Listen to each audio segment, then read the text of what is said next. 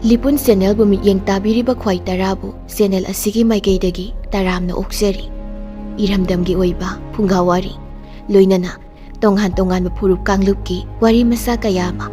channel asina miyamda lepa leitana khudol tamjari loinana channel asibu hena mapung phana bagidamakta adom-adomgi thaujal nizari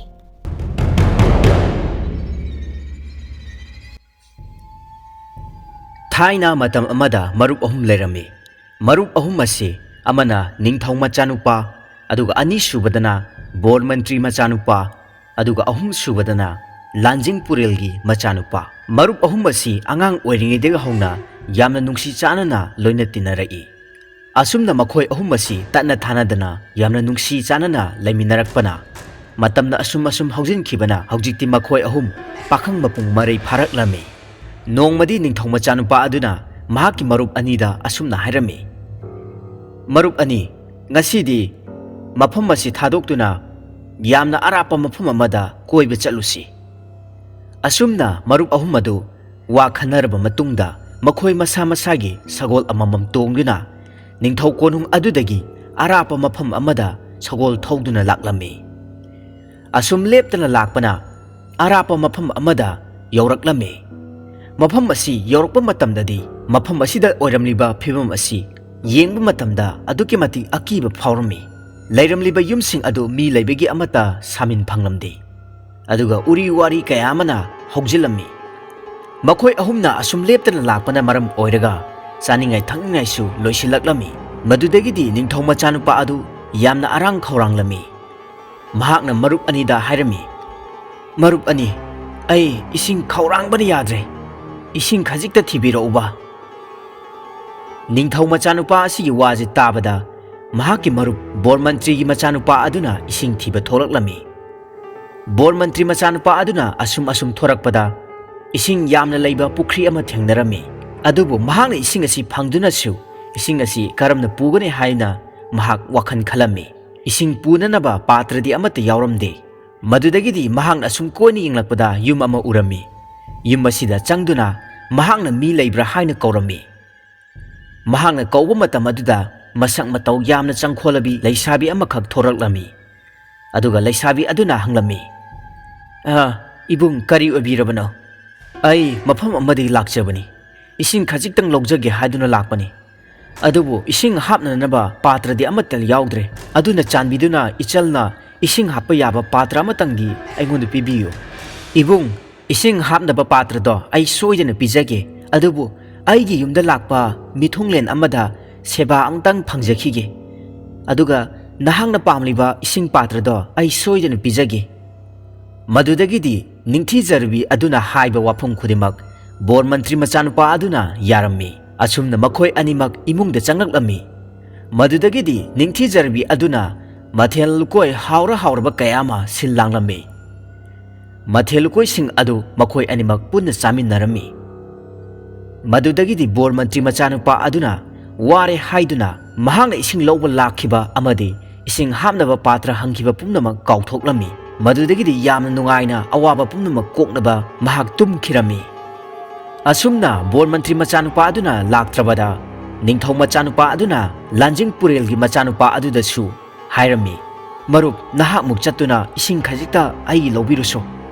ningthau machanupa adugi wadu yaraduna lanjing purelgi machanupa adu amuk laklami mahangna asum lakpa matamda yamna phajarba pukhri amada ising marang kaina leiba mafam ama thengnarami ngasai bor mantri machanupa aduna thengnakhiba mafam adumakni lanjing purel machanupa aduna isingdi leire adubu hapnaba patradi leitre haiduna mahakna wakhal tawna asum koina yenglakpada yum ama urami madudagidi mahakna yum aduda changduna ngasai bor mantri machanupa aduna kaukhiba adugumna chap manana kaurami madudasu masak matau yamna phajarabi changkholabi leisabi amakhak thoraklami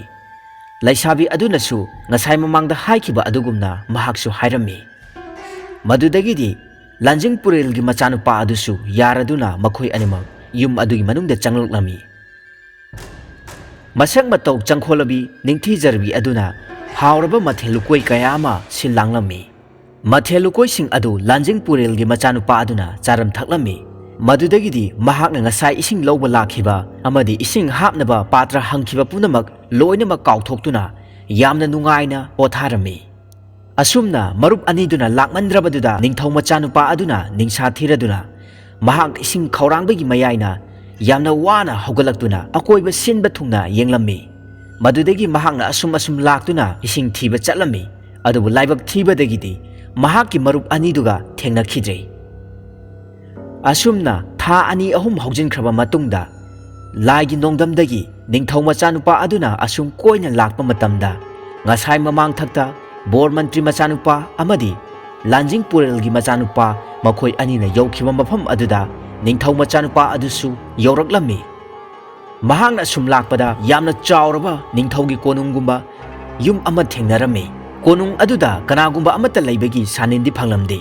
ꯃꯗꯨꯗꯒꯤ ꯅꯤꯡꯊꯧ ꯃꯆꯥꯅꯨꯄꯥ ꯑꯗꯨꯅ ꯀꯣꯏꯅ ꯑꯁꯨꯝ ꯌꯦꯡꯂꯝꯂꯒ ꯀꯣꯅꯨꯡ ꯑꯗꯨꯗ ꯆꯪꯂꯛꯂꯝꯃꯤ꯫ ꯃꯍꯥꯛꯅ ꯑꯁꯨꯝ ꯀꯥ ꯃꯊꯪ ꯆꯪꯂꯛꯄꯗ ꯀꯥ ꯑꯃꯗ ꯌꯥꯝꯅ ꯃꯁꯛ ꯃꯇꯧ ꯐꯖꯔꯕꯤ ꯅꯨꯄꯤ ꯑꯃꯈꯛ ꯇꯨꯝꯗꯨꯅ ꯂꯩꯔꯝꯕꯗꯨ ꯊꯦꯡꯅꯔꯝꯃꯤ꯫ ꯃꯍꯥꯛꯅ ꯅꯨꯄꯤ ꯑꯗꯨꯕꯨ ꯍꯧꯗꯣꯛꯇꯨꯅ ꯆꯥꯅ ꯊꯛꯅꯕ ꯍꯪꯂꯝꯃꯤ꯫ ꯃꯗꯨꯗꯒꯤ ꯅꯨꯄꯤ ꯑꯗꯨꯅꯁꯨ ꯆꯥꯅ ꯊꯛꯅꯕ ꯁꯤꯟꯂꯥꯡꯂꯝꯃꯤ꯫ ꯑꯁꯨꯝꯅ ꯆꯥꯅ ꯊꯛꯅꯕꯁꯤꯡ ꯑꯗꯨ ꯆꯥꯕ ꯊꯛꯄ ꯂꯣꯏꯔꯕ ꯃꯇꯨꯡꯗ ꯃꯈꯣꯏ ꯑꯅꯤꯃꯛ ꯋꯥꯔꯤ ꯋꯥꯇꯥꯏ ꯁꯥꯟꯅꯔꯝꯃꯤ꯫ ꯋꯥꯔꯤ ꯋꯥꯇꯥꯏ ꯁꯥꯟꯅꯕꯗꯒꯤ ꯃꯈꯣꯏ ꯑꯅꯤꯃꯛ ꯅꯤꯡꯊꯧꯒꯤ ꯃꯆꯥꯅꯨꯄꯥ ꯑꯃꯗꯤ ꯅꯤꯡꯊꯧꯒꯤ ꯃꯆꯥꯅꯨꯄꯤꯅꯤ ꯍꯥꯏꯕꯗꯨ ꯑꯃꯅ ꯑꯃꯕꯨ ꯈꯪꯅꯔꯝꯃꯤ꯫ ꯅꯤꯡꯊꯧ ꯃꯆꯥꯅꯨꯄꯥ ꯑꯗꯨꯅ ꯔꯥꯖꯀꯨꯃꯥꯔꯤ ꯑꯗꯨꯗ ꯃꯐꯝ ꯑꯁꯤꯗ ꯅꯍꯥꯛ ꯅꯊꯟꯇ ꯂꯩꯔꯝꯂꯤꯕ ꯀꯔꯤꯒꯤꯅꯣ ꯍꯥꯏꯅ ꯍꯪꯂꯝꯃꯤ꯫ ꯃꯇꯝ ꯑꯗꯨꯗ ꯔꯥꯖꯀꯨꯃꯥꯔꯤ ꯑꯗꯨꯅ ꯃꯍꯥꯛꯀꯤ ꯋꯥꯔꯤ ꯄꯨꯝꯕ ꯂꯤꯔꯛꯂꯝꯃꯤ꯫ ꯑꯩꯍꯥꯛꯁꯨ ꯃꯐꯝ ꯑꯁꯤꯒꯤ ꯅꯤꯡꯊꯧꯒꯤ ꯑꯃꯠꯇ ꯄꯣꯛꯆꯕꯤ ꯔꯥꯖꯀꯨꯃꯥꯔꯤꯅꯤ꯫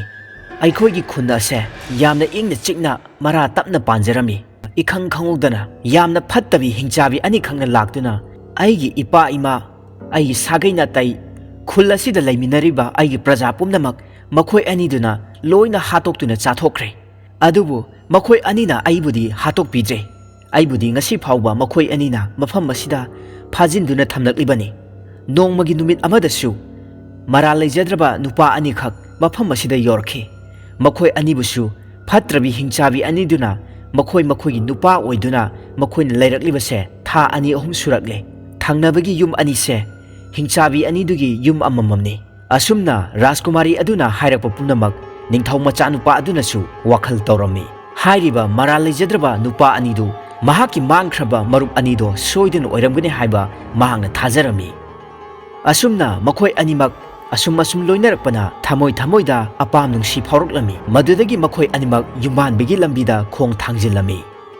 ꯅꯤꯡꯊꯧ ꯃꯆꯥꯅꯨꯄꯥ ꯑꯗꯨꯅ ꯃꯍꯥꯛꯀꯤ ꯋꯥꯈꯜꯗ ꯃꯍꯥꯛꯀꯤ ꯃꯔꯨꯞ ꯑꯅꯤꯁꯤꯕꯨ ꯀꯔꯝꯕ ꯃꯇꯝꯗ ꯊꯦꯡꯅꯒꯗꯒꯦ ꯍꯥꯏꯅ ꯑꯆꯦꯡꯕ ꯇꯥꯟꯖꯥ ꯌꯦꯡꯗꯨꯅ ꯂꯩꯔꯝꯃꯤ꯫ ꯅꯣꯡꯃꯒꯤ ꯅꯨꯃꯤꯠ ꯑꯃꯗ ꯍꯤꯡꯆꯥꯕꯤ ꯑꯅꯤꯗꯨꯅ ꯑꯔꯥꯞꯄ ꯃꯐꯝ ꯑꯃꯗ ꯆꯠꯈ꯭ꯔꯤꯉꯩ ꯃꯇꯝ ꯑꯗꯨꯗ ꯊꯪꯅꯕꯗ ꯂꯩꯔꯤꯕ ꯌꯨꯝ ꯑꯅꯤꯗꯨꯗ ꯆꯠꯇꯨꯅ ꯃꯍꯥꯛꯀꯤ ꯃꯔꯨꯞ ꯑꯅꯤꯗꯨꯕꯨ ꯎꯅꯔꯝꯃꯤ꯫ ꯑꯁꯨꯝꯅ ꯃꯈꯣꯏ ꯑꯍꯨꯝ ꯊꯦꯡꯅꯕ ꯑꯗꯨꯗ ꯃꯈꯣꯏ ꯌꯥꯝꯅ ꯍꯔꯥꯎꯔꯝꯃꯤ꯫ ꯃꯍꯥꯛꯀꯤ ꯃꯔꯨꯞ ꯑꯅꯤꯗꯨꯗ ꯋꯥꯔꯤ ꯄꯨꯝꯕ ꯂꯣꯏꯅ ꯂꯤꯔꯝꯃꯤ꯫ ꯃꯔꯨꯞ, ꯅꯈꯣꯏ ꯑꯅꯤꯅ ꯂꯧꯔꯤꯕ ꯅꯨꯄꯤꯁꯤꯡ ꯑꯗꯣ ꯑꯁꯦꯡꯕ ꯃꯤꯑꯣꯏ ꯅꯠꯇꯦ, ꯍꯤꯡꯆꯥꯕꯤ ꯉꯥꯛꯇꯅꯤ꯫ ꯑꯌꯨꯛ ꯅꯨꯡꯊꯤꯜꯒꯤ ꯃꯇꯝꯗꯅ ꯃꯁꯛ ꯃꯇꯧ ꯐꯖꯔꯕꯤ ꯅꯨꯄꯤ ꯑꯣꯟꯒꯅꯤ, ꯑꯗꯨꯒ ꯊꯦꯡꯂꯕ ꯑꯍꯤꯡ ꯇꯥꯡꯅꯧ ꯑꯊꯦꯡꯕꯗꯅ ꯍꯤꯡꯆꯥꯕꯤꯒꯤ ꯁꯛꯂꯣꯟ ꯂꯧꯔꯛꯀꯅꯤ꯫ ꯍꯥꯏꯔꯤꯕꯁꯤꯡ ꯑꯁꯦ ꯅꯈꯣꯏ ꯑꯅꯤꯃꯛ ꯆꯦꯛꯁꯤꯜꯂꯨ ꯃꯔꯨꯞ꯫ ꯑꯁꯨꯝꯅ ꯋꯥꯔꯤ ꯋꯥꯇꯥꯏ ꯁꯥꯟꯅꯔꯕ ꯃꯇꯨꯡꯗ ꯃꯈꯣꯏ ꯑꯅꯤꯗꯨꯁꯨ ꯑꯍꯤꯡ ꯇꯨꯝꯗꯅ ꯃꯤꯡꯁꯦꯜ ꯈꯥꯡꯂꯝꯃꯤ꯫ ꯃꯗꯨꯗꯒꯤꯗꯤ ꯑꯊꯦꯡꯕ ꯑꯍꯤꯡ ꯑꯗꯨꯗ ꯍꯥꯏꯔꯤꯕ ꯍꯤꯡꯆꯥꯕꯤ ꯑꯅꯤꯗꯨ ꯃꯈꯣꯏꯒꯤ ꯑꯁꯦꯡꯕ ꯁꯛꯇꯝꯗ ꯍꯟꯖꯤꯜꯂꯛꯂꯝꯃꯤ꯫ ꯃꯈꯣꯏ ꯑꯅꯤꯗꯨꯗꯤ ꯀꯤꯕꯅ ꯊꯛ ꯅꯤꯛꯂꯝꯃꯤ꯫ ꯑꯍꯤꯡ ꯑꯗꯨ ꯌꯥꯝꯅ ꯋꯥꯅ ꯈꯥꯡꯂꯝꯃꯤ꯫ ꯅꯣꯡꯉꯥꯜꯂꯕꯗ ꯍꯤꯡꯆꯥꯕꯤ ꯑꯅꯤꯗꯨ ꯑꯔꯥꯞꯄ ꯃꯐꯝ ꯑꯃꯗ ꯑꯃꯨꯛ ꯆꯠꯈꯤ꯫ ꯑꯁꯨꯝꯅ ꯍꯤꯡꯆꯥꯕꯤ ꯑꯅꯤꯗꯨꯅ ꯆꯠꯊꯣꯛꯈ꯭ꯔꯤꯉꯩꯗ ꯃꯔꯨꯞ ꯑꯍꯨꯝ ꯑꯗꯨ ꯋꯥ ꯇꯥꯟꯅꯔꯝꯃꯤ꯫ ꯃꯔꯨꯞ, ꯑꯩꯈꯣꯏ ꯃꯐꯝ ꯑꯁꯦ ꯊꯥꯗꯣꯛꯇꯨꯅ ꯌꯥꯝ ꯊꯨꯅ ꯆꯠꯈ꯭ꯔꯁꯦ꯫ ꯃꯗꯨꯗꯒꯤꯗꯤ ꯅꯤꯡꯊꯧ ꯃꯆꯥꯅꯨꯄꯥ ꯑꯗꯨꯅ ꯔꯥꯖꯀꯨꯃꯥꯔꯤ ꯑꯗꯨꯕꯨꯁꯨ ꯃꯍꯥꯛꯀꯤ ꯇꯥꯂꯣꯏ ꯑꯣꯏꯅ ꯂꯧꯔꯦ ꯍꯥꯏꯗꯨꯅ ꯃꯔꯨꯞ ꯑꯅꯤꯗ ꯐꯣꯡꯗꯣꯛꯂꯝꯃꯤ꯫ ꯃꯗꯨꯗꯒꯤꯗꯤ ꯅꯤꯡꯊꯧ ꯃꯆꯥꯅꯨꯄꯥ ꯑꯗꯨꯅ ꯃꯍꯥꯛꯀꯤ ꯑꯄꯥꯏꯕ ꯁꯒꯣꯜ ꯑꯗꯨꯕꯨ ꯃꯍꯥꯛꯅ ꯀꯧꯔꯝꯃꯤ꯫ ꯑꯁꯨꯝꯅ ꯃꯈꯣꯏ ꯃꯔꯤꯃꯛ ꯁꯒꯣꯜ ꯑꯄꯥꯏꯕ ꯑꯗꯨꯗ ꯇꯣꯡꯂꯗꯨꯅ ꯃꯐꯝ ꯑꯗꯨꯕꯨ ꯌꯥꯝꯅ ꯊꯨꯅ ꯊꯥꯗꯣꯛꯇꯨꯅ ꯄꯥꯏꯗꯨꯅ ꯆꯠꯂꯝꯃꯤ꯫ ꯑꯁꯣꯝꯗꯅ ꯍꯤꯡꯆꯥꯕꯤ ꯑꯅꯤꯗꯨꯅ ꯃꯈꯣꯏꯒꯤ ꯄꯥꯝꯕꯣꯝ ꯆꯣꯡꯉꯤ ꯍꯥꯏꯗꯨꯅ ꯌꯥꯝꯅ ꯊꯨꯅ ꯄꯥꯏꯔꯛꯄ ꯃꯇꯝꯗ ꯌꯨꯝ ꯑꯗꯨꯗ ꯃꯈꯣꯏꯒꯤ ꯅꯨꯄꯥꯁꯤꯡ ꯑꯗꯨ ꯂꯩꯔꯝꯗ꯭ꯔꯦ꯫ ꯑꯁꯨꯝꯅ ꯃꯈꯣꯏ ꯅꯥꯟꯊꯣꯛꯇꯨꯅ ꯆꯠꯈ꯭ꯔꯦ ꯍꯥꯏꯕꯁꯤ ꯃꯈꯣꯏꯅ ꯈꯪꯂꯝꯃꯤ꯫ ꯃꯗꯨꯗꯒꯤꯗꯤ ꯍꯤꯡꯆꯥꯕꯤ ꯑꯅꯤꯗꯨꯅ ꯁꯞꯇ꯭ꯔ ꯇꯧꯔꯗꯨꯅ ꯌꯥꯝꯅ ꯉꯪꯗꯨꯅ ꯃꯈꯣꯏ ꯑꯍꯨꯝ ꯑꯗු ꯇꯥꯟꯅꯔꯛꯂꯝꯃꯤ꯫ ꯍꯤꯡꯆꯥꯕꯤ ꯑꯅꯤꯗꯨꯅ ꯑꯁꯨꯝꯅ ꯂꯥꯎꯔꯛꯂꯝꯃꯤ, "ꯍꯦ ꯍꯤꯡꯆꯥꯕꯤ, ꯅꯍꯥꯛ ꯅꯊꯟꯇꯅ ꯃꯈꯣꯏ ꯑꯍꯨꯝ ꯑꯗꯨ ꯆꯥꯒꯦ ꯈꯟꯒꯅꯨ!" ꯑꯁꯨꯝꯅ ꯍꯤꯡꯆꯥꯕꯤ ꯑꯅꯤꯗꯨꯒꯤ ꯋꯥꯗꯨ ꯇꯥꯕ ꯃꯇꯝꯗ ꯅꯤꯡꯊꯧ ꯃꯆꯥꯅꯨꯄꯥ ꯑꯗꯨꯅ ꯌꯥꯝꯅ ꯁꯥꯎꯔꯗꯨꯅ ꯈꯣꯡꯂꯩ ꯊꯨꯅ Mahaki thangdu puthoraptuna mahaki nupi adubu hingchabini khalladuna thang aduna manga kaklami manga kakpa matamda sagol apaiba adusu manga kaklami madudagi makhoi marimak laimaya taraklami madudagi ningthau machanupa aduna yamna sauraduna mahaki marup anidusu hatlage haiduna thangalami ningthau machanupa adugi matau aduda marup anidu yamna kiraduna mafam adu thadoktuna kanna chenkhirami Haujikti ningthau machanupa aduna mahaki nupi adu tasengna hingchabi natte haiba khanglakladuna mahak yamna thamoi sokna kaplami asumna mahakna kaptuna leiringeda heloi machimnauk taret mak paiduna laklami madudagi ningthau machanupa aduda hanglami He ningthau machanupa kaplanu haujikti nahaki awaba matau ase aikhoi yengba ngamdre heloi machimnauk taret sing adugi marakta heloi atombi aduna yamna thamoi sengna ningthau machanupa aduda hairami haujikti nahakna ifamdagi bor ani khangniyo Nahakna nahaki nupi amadi sagol apaiba ani sing manungda karamba hingatpa pame ningthau machanupa aduna thamoi sengna haijarami aina thamoi sengna haijare aigi nupi ase yargadi amukta hingalanbiyo heloi machimnauk taret aduna thaujanbiraduna Rajkumari adubu hingalalami madudagi makhoi animak yamna nungsina kaplami ningthau machanupa amadi Rajkumari anidugi matau adu yengba ngamdraduna heloi taret aduna thaujanbiraduna Paiba yaba phi amasu pirami asumna phi adubu tongladuna makhoi ani mafam adu thadoktuna mahaki mayum konung tamna pairaklami konung yaurabada ningthau amadi mahaki mama leimerembina yamna nungsina harau tayamna oklami amadi praja pumnamaksu haraurami asumna ningthau machanupa amadi Rajkumari adubusu ningthau mama mapana loksanbirami ningthau machanupa amadi Rajkumari aniduna ningthau konungda yauraba matungda mahaki marup anidusu ningthau konungda yauraklami madudagi ningthau machanupa aduda marup aniduna lale haijaduna haijarami ningthau machanupa aduna mahaki marup anidubu ngakpirami asumna ningthau machanupa adu mahaki nupi ningthau machanupi aduga yamna nungaina pankhirami